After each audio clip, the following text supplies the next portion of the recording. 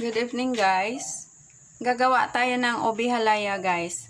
So dito sa kawaling ito wala pang laman yan guys. Dito sa kabila may ginawa na akong latik. Latik sa Bisaya ay mixture ng coconut cream at saka sugar. Bakit ginawa ko yan guys? Kasi pag hindi mo napakuluan ng todo yung gata at hindi siya naging oily, malamang hindi abot ng 3 days ang ubi halaya mo. So, ang gagawin natin guys, ganito guys. Ibabawas ko yung latik na dito sa kawali na malaki. Tumunog siya kasi mainit yung kawali. Ngayon guys, haluin natin to. Tapos ilagay ko na yung ano guys, yung dito. Dairy cream. Yan, dairy cream. Butter. Yung iba gumagamit ng margarine, guys. Sa margarine kasi, guys, may nabasa ako na ano siya. Hindi siya maganda sa puso. So, gagamit tayo ng butter na lang. The best butter nga yung butter sa cow's butter. Pero ito, non-cholesterol. Kasi butter na dairy cream. Gawa naman yan sa niyog. So, tunawin lang natin yan, guys. Ngayon, isusunod ko na yung ano guys, ibap milk. Yan, ibap. Ang kinuha kong ibap guys, ito, Angel na cream kiso kasi para may lasa naman. May cream, may kiso pa. So, yan. Hindi ko na lang muna ibuhos lahat kasi baka sobra naman. Mamaya na lang magdagdag. Tapos guys, itong Alaska Condensed, yan. Filled milk, yan. Pampalasa. Matamis na yan siya guys, kasi yung sugar is 1 cup na ang ginamit kong sugar dyan. Actually, ang hiningi sa recipe guys ay 1/2 cup lang. Pero, marami naman yung ubi ko, so hindi naman siguro magsobra yung tamis niya. So, hindi ko muna ibuhos lahat ng gatas kasi baka magsobra tayo. Ngayon guys, ilagay ko na yung, lakasan ko lang yung apoy. Ilagay ko na yung ube. Food coloring muna guys kasi para mag-mix mabuti. Ang nabili ko kasi yung ube guys ay puti pala siya. Violet lang yung balat ng ube pero puti ang laman. So, lagyan na lang ng food coloring para magkulay talaga siya violet. Actually, hindi ako mahilig sa coloring guys. Kaya lang, ang pangit naman ang halaya pag walang kulay. So, yan. Di naman madami yan masyado. Tsaka McCormick yan. So, dumaan yan sa pagsusuri ng BFAD. So, pwede nating gamitin yan. Kasi McCormick. Pag gumamit kayo ng coloring guys, kailangan branded. Kasi dumaan sa BFAD yan. Pag branded. Ang coloring kasi guys, pag yung bumili ka lang kung saan-saan, delikado yan sa atay. Kasi masama sa atay ang coloring. So, ito, dumaan naman sa BFAD. So, allowed siguro tayong gumamit niyan. Kasi hindi naman basta-basta ang brand na McCormick. So, ganito lang ang paggawa guys.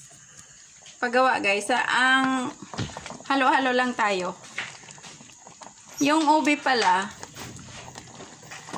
kung ito kasi pangkain lang namin. So, gusto namin may texture.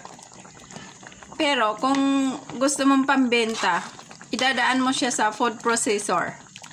Or kung walang food processor, gumamit ka ng blender. Kasi mas maganda pag naka-blender. Mas alam mo yung creamy ang texture. Tsaka smooth. Ito kasi pangkain lang namin. So binigyan ko lang kayo ng idea kung paano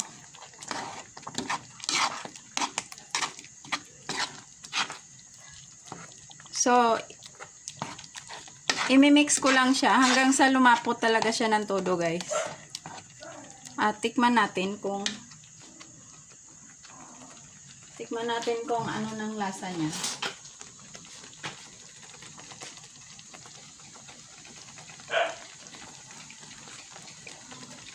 Masarap siya, guys. Masarap.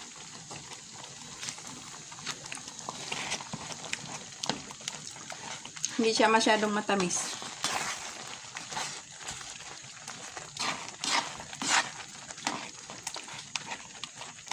Dagdagan ko lang ng konting condense. Kasi sayang naman yung binili kong condense kung hindi natin gamitin ang kalahati.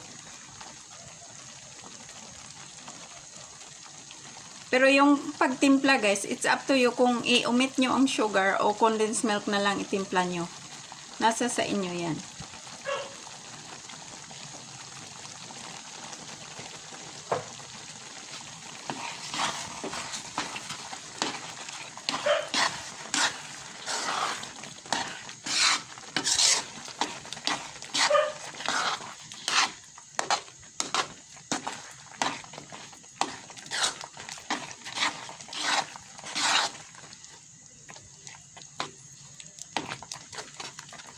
So, yung food coloring na McCormick pala, guys, ganyan lang siya ka-violet. Yung nabibili dyan sa tabi-tabi, sobrang makulay talaga yun.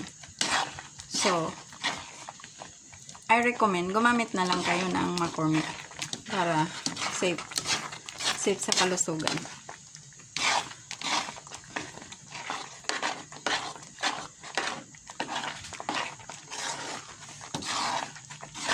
Pag magluto kayo nito, guys, huwag kayong gumamit ng manipis na kawali kasi delikado sa yung, alam mo, yung matutong yung ilalim. Itong ginamit ko yung ordinary na kawali na nabibili lang dyan sa palengke. Kasi makapal siya. So, matagal siyang matutong.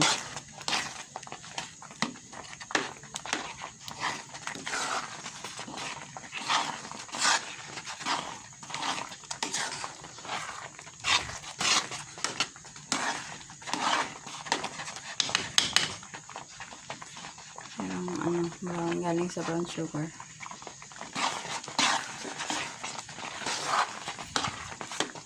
Hinaan na lang natin ang apoy kasi malapit na siya malato. So, kailangan talaga siyang lutong-luto, guys, para tumagal sa ref. Kung gusto niyo yung mas matagal pa, i-freezer nyo. Tapos, microwave na lang bago kainin. O kaya ito nyo ng matagal para lumabas yung lamig.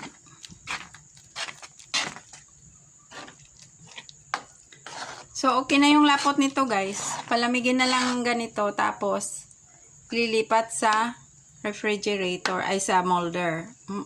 It's either gumamit kayo ng leche flan molder or direkta sa Pyrex dish o sa disposable container na gusto nyo. So, thank you so much, guys, for watching.